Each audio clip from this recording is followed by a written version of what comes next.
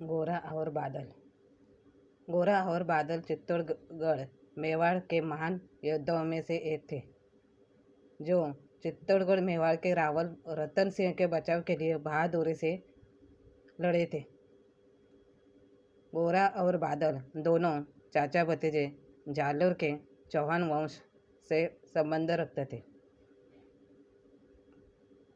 छल द्वारा 1298 में अलाउद्दीन खिलजी ने चित्तौड़गढ़ मेवाड़ के शासक रावल रतन सिंह को कैदी बना दिया था।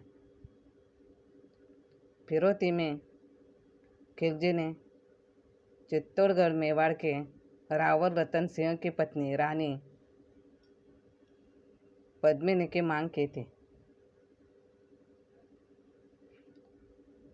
यह सब होने के बाद रानी पद्मिनी ने एक युद्ध परिषद आयोजित की, जिसमें रावल रतन सिंह को बचाने की योजना बनाई गई। रावल रतन सिंह को बचाने का जिम्मा गोरा और बादल को दिया गया। गोरा और उसके भतीजे बादल को अलाउद्दीन खिलजी के पास दूत बनाकर भेजा गया और संदेश पहुंचाया गया कि रानी पद्मिनी को खिलजी को सौंपा दिया जाएगा अगर खिलजी अपनी सेनाएं चित्तौड़गढ़ मेवाड़ से हटा दे, पर एक शर्त यह है कि जब रानी पद्मिनी को खिलजी को सौंपा दिया जाएगा तब रानी पद्मिनी के दासियां और सेवक 50 पालकियों में साथ होंगे। जब रानी पद्मिनी को खिलजी को सौंपा जा रहा था तो प्रत्येक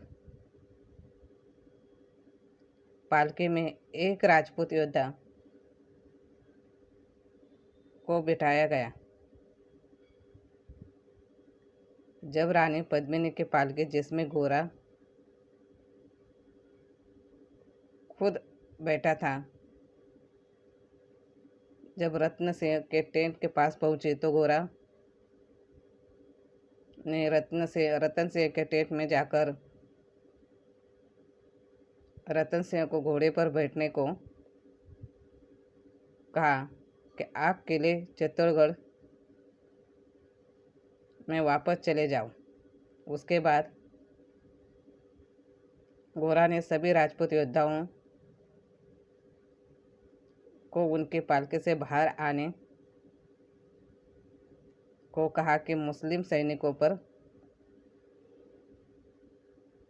हमला करो।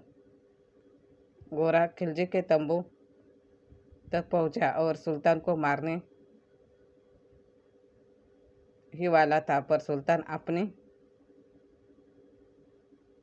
पत्नी के पीछे छिप गया।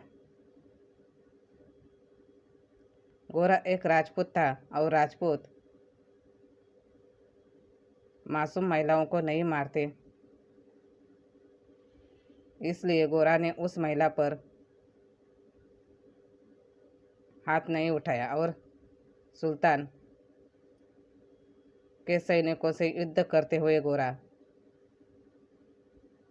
और बादल वीर गति को प्राप्त हुए। चित्तौड़ किले में रानी पद्मिनी के महल के दक्षिण में 2 गुंबद के आकार घरों का निर्माण किया गया है, जिन्हें गोरा बादल के महल के नाम से जाना जाता है। धन्यवाद।